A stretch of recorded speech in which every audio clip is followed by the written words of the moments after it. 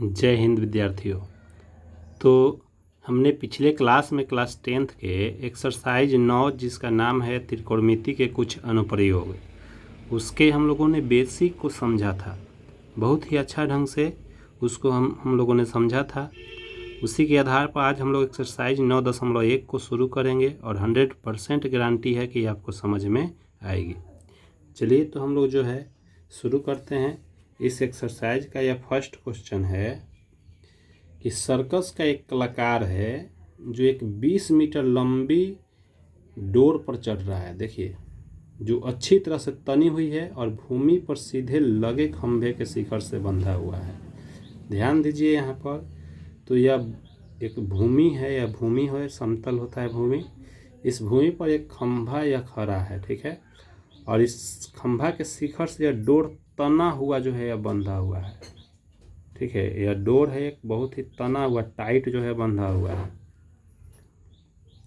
यदि भूमि स्तर के साथ डोर द्वारा बनाया गया कोण 30 डिग्री है, प्रश्न कर रहा है कि भूमि का जो यह स्तर है इसके साथ यह जो डोर है यह 30 डिग्री का कोण बना रहा है, यह 30 डिग्री का कोण बना रहा है। तो खंभे की ऊंचाई ज्ञात करें, तो यह हमें खंभे की ऊंचाई ज्ञात करना है। तो एक तो बात आप समझ रहे हो कि खंभा बिल्कुल सीधा 90 डिग्री पर होता है, ठीक है। तो हमें इसी का ऊंचाई ज्ञात करना है। तो देखिए, इस प्रश्न में जो दिया है उसको हम लोग लिख लेते हैं। प्रश्न हमारा क्या दिया है या ध्यान दीजिए। तो हम मान लेते हैं इसमें कि माना कि जो दी गई खंभा है वह AB है, खंभा AB तथा डोर क्या है, डोर हमारा AC है, यह हम लोगों ने मान लिया। तो इसलिए हम लोग का जो है उन्नयन कोण, चूँकि यह जो कोण जो नीचे बन रहा है इसको उन्नयन कोण कहते हैं। पिछले क्लास के बेसिक में हम लोगों ने समझा था। तो यहाँ देखिए, डोर जो है 30 डिग्री का कोण बना रहा है, तो उन्नयन कोण हमारा दे दिया है, उन्नयन कोण एंगल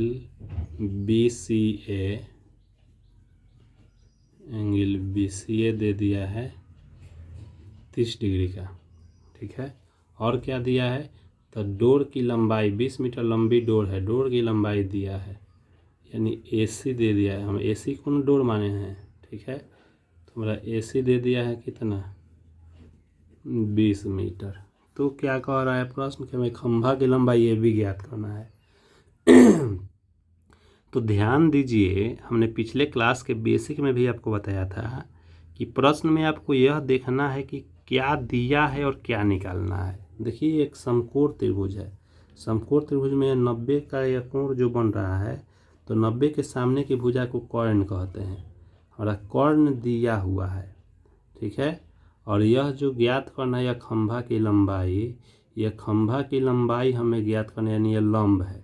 कर्ण आपका दिया है 20 मीटर और लंब ज्ञात करना है। लंब कर्ण किस में होता है, लंब कर्ण किस में होता है, देखिए यहाँ फार्मूला है, अब त्रिकोणमिति में ही हम लोगों ने पढ़ा है, साइन थीटा का फार्मूला लंब बटा कर्ण। लंब कर्ण साइन में होता है, कर्ण में भी होता है, और किसी में लंब कर्ण होता है और किसी फार्मूला में लंब कर्ण नहीं है। लंब कर्ण आपका साइन में है, कौशिक में है, ठीक है।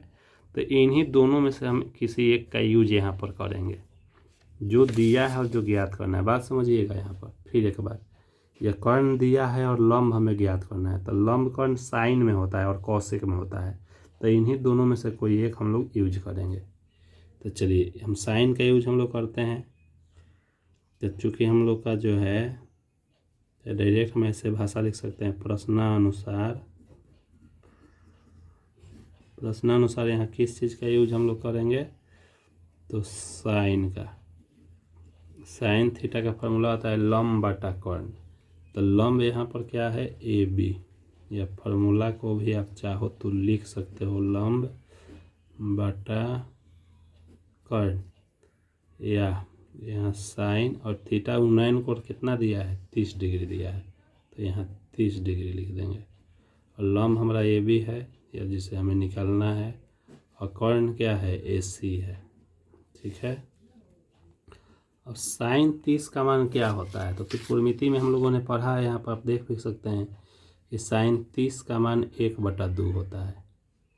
साइन 30 का मान 1/2 होता है। इस टेबल को आप लोगों ने याद भी किया होगा त्रिकोणमिति में। तो साइन 30 का मान 1/2 होता है, तो यहाँ हम 1/2 लिख लेंगे। और ए बी तो हमें निकालना है, यह खंभा की ऊंचाई है। और ए सी कितना दिया है? ए सी 20 मीटर दिया है, तो ए सी के स्थान पर हम लोग 20 लिख देंगे।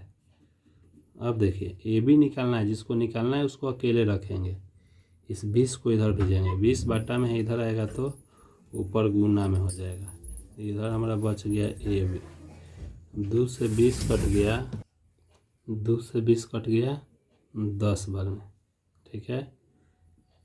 10 बार में कट गया, तो इसलिए हम लोग का ए बी का मान हो गया 10। चूँकि ये मीटर में है तो यहाँ 10 मीटर। अतः हमारा जो है खंभे की ऊंचाई हो गया 10 मीटर। आंसर बहुत ही आसान है। यहाँ बस ध्यान देने वाली यही बात है कि प्रश्न में क्या दिया है, क्या ज्ञात करना है, उसी से संबंधित हम लोग त्रिकोणमितीय निष्पत्तियाँ यूज करेंगे, ठीक है। चलिए आगे का क्वेश्चन हम लोग देखते हैं। यह क्वेश्चन नंबर 2 है। देखिए बहुत ही महत्वपूर्ण क्वेश्चन है परीक्षा के दृष्टिकोण से। इस क्वेश्चन को बार बार परीक्षा में पूछता भी है। ध्यान से समझिएगा इस क्वेश्चन को, ठीक है। हम इसको यहाँ सॉल्व कर रहे हैं। प्रश्न कर रहा है कि आंधी आने से एक पेड़ टूट जाता है और टूटा हुआ भाग इस तरह मुड़ जाता है कि पेड़ का शिखर जमीन को छूने लगता है और इसके साथ 30 डिग्री का कोण बनाता है। पेड़ के पाद बिंदु की दूरी जहाँ पेड़ का शिखर जमीन को छूता है 8 मीटर है, तो पेड़ की ऊंचाई ज्ञात कीजिए। चलिए इसको समझते हैं हम लोग। एक फिगर बनाकर हम आपको इसको समझाते हैं। ध्यान दीजिएगा इसको यहाँ पर, ठीक है। यहाँ एक पेड़ है, टोटल यह एक पेड़ है मान लीजिए। इस पूरा का नाम हम दे देते हैं ए बी, नाम दे देते हैं ए बी। एक पेड़ है, ठीक है। आंधी आता है, प्रश्न कह रहा है कि आंधी आने से पेड़ टूट जाता है। मान लीजिए कि यहाँ से पेड़ जो है ये पी बिंदु से जो है पेड़ टूट गया, ठीक है।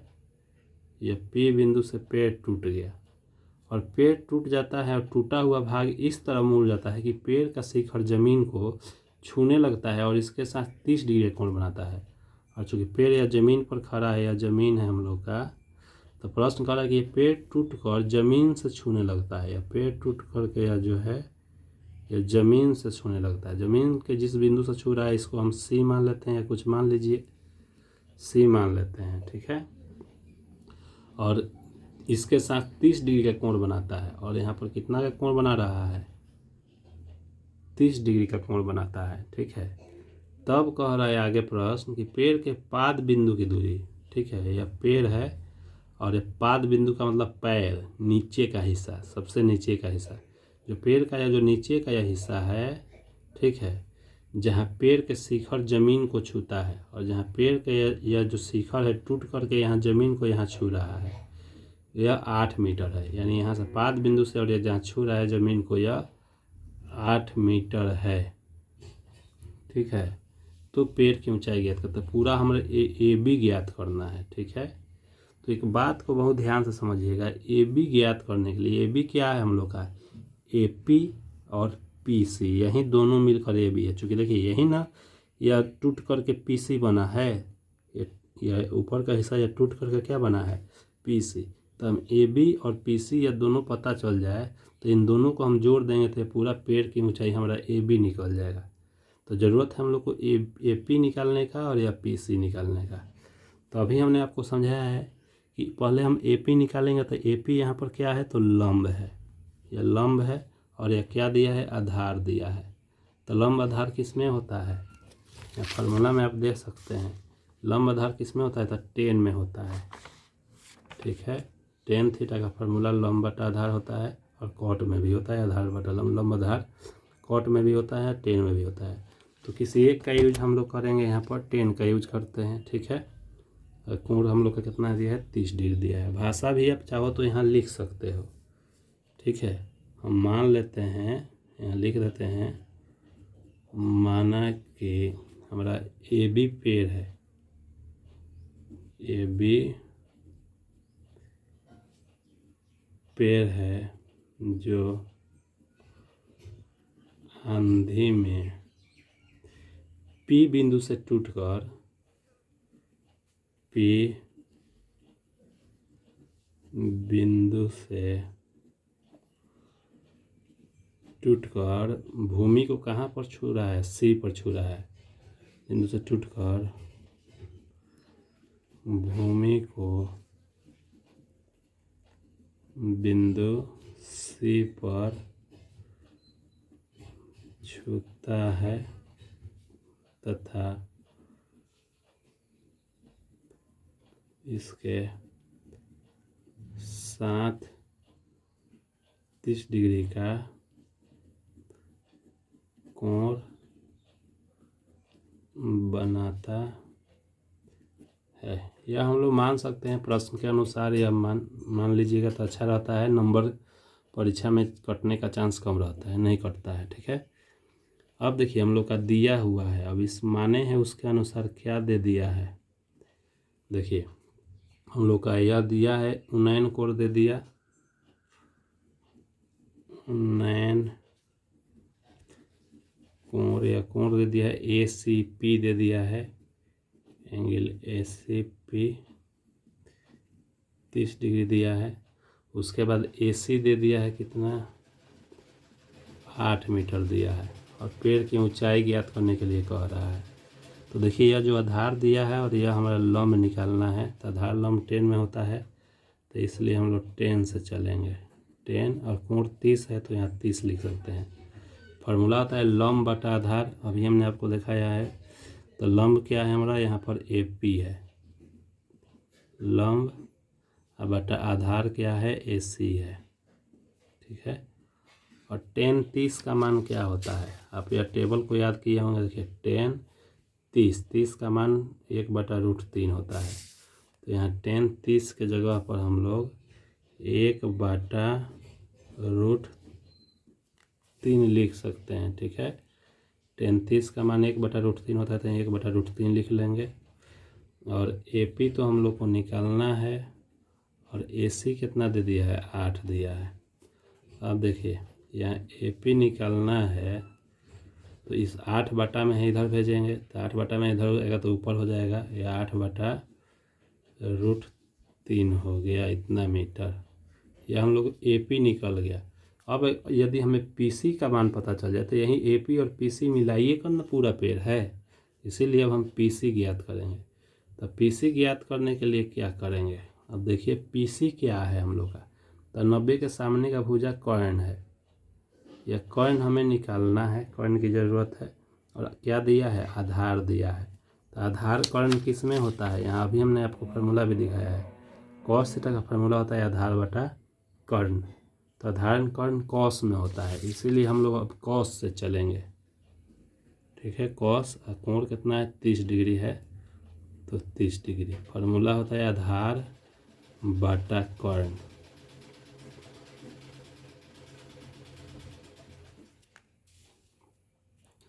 तो कॉस 30 का मान क्या होता है, यहाँ देख सकते हैं कि कॉस 30 का मान होता है √3/2। तो कॉस 30 का मान √3/2 होता है, तो यहाँ √3/2 लिखेंगे, बराबर आधार कितना है, तो आधार हमारा यह ए सी है, ए सी का मान कितना है, 8 मीटर है। और कर्ण हम लोग को यह पी सी निकालना है। ठीक है, अब देखिए पी सी निकालना है, पी सी तो बाटा में है, तो जिसको निकालना है इसको इधर लाएंगे, पी सी बाटा में इधर आएगा तो गुना में हो जाएगा, और इन सबको उधर भेजेंगे। जिसको निकालना है उसको अकेले रखा जाता है ऊपर अंश में। तो पी सी इधर आ गया, ऊपर हो गया, और इधर इसको भेजेंगे, 2 किस में है, बाटा में, इधर आएगा तो गुना में हो गया, और √3 ऊपर गुना में है, इधर आएगा तो यह बाटा में हो गया। ठीक है, अब यह पी सी का मान हम लोग का हो गया 16/√3 मीटर, ये समीकरण 2 मान सकते हैं। अब हमें जो है पेड़ की ऊंचाई ज्ञात करना है। तो पेड़ हमारा जो है यह चूँकि ये पेड़ या पूरा है पेड़, ठीक है। यहाँ पी बिंदु से यह टूट कर यह गिरा है, पीसी टूटा हुआ पेड़ का हिस्सा है, और एक जो है खड़ा है या एपी है। तो एपी और पीसी दोनों मिलाइए करना पूरा पेड़ हुआ। तो इसलिए जो है हम यहाँ पर आपको समझा देते हैं। इसलिए पेड़ की कुल ऊंचाई क्या हो गया, तो यह एपी और पीसी मिलकर हुआ, तो एपी प्लस पीसी। एपी कितना आ गया है हम लोग का, एपी दिया है 8√3 मीटर निकला हुआ है, तो यह 8√3 प्लस पीसी कितना निकल गया है 16/√3, ठीक है। अब इन दोनों का बाटा का हम जोड़ बनाएंगे, तो इसका एलसीएम हो गया √3, √3 में √3 से भाग करेंगे 1 हुआ, 1 में 8 से गुना करेंगे 8 हो गया, √3 में √3 से भाग करेंगे 1 हुआ, 1 में 16 से गुना करेंगे तो यह 16 हो गया, 16 8 24 और बाटा यह √3 है। तो हर का परिमीकरण कर देते हैं, चूँकि बाटा में से रूट हट जाएगा। तो यहाँ हर का परिमीकरण करना आप सीखे हैं 9th क्लास में ही। क्या करेंगे, √3 से ऊपर भी गुना करेंगे और √3 से नीचे भी गुना करेंगे। अब यहाँ देखिए क्या हो जाएगा, यह 24, ठीक है, यह √3 हो गया, और नीचे √3 में √3 से गुना होगा तो यह 3 हो गया, 3 से यह 24 कट गया 8 बार में, ठीक है। तो यहाँ बच गया 8√3। तो पेड़ की कुल ऊंचाई हो गई 8√3 मीटर आंसर। बहुत ही सिंपल है। चलिए, वीडियो लंबा ना हो इसके लिए जो है हम आज का क्लास इतना ही रहने देते हैं। यदि यह क्लास आपको समझ में आ रहा है तो इसे लाइक शेयर सब्सक्राइब जरूर कीजिए, ताकि हमारा जो है हौसला बढ़ता रहे और इसी तरह का वीडियो आप लोगों को मिलता रहे। जय हिंद, जय भारत। बाकी का क्वेश्चन हम लोग अगले क्लास में देखेंगे।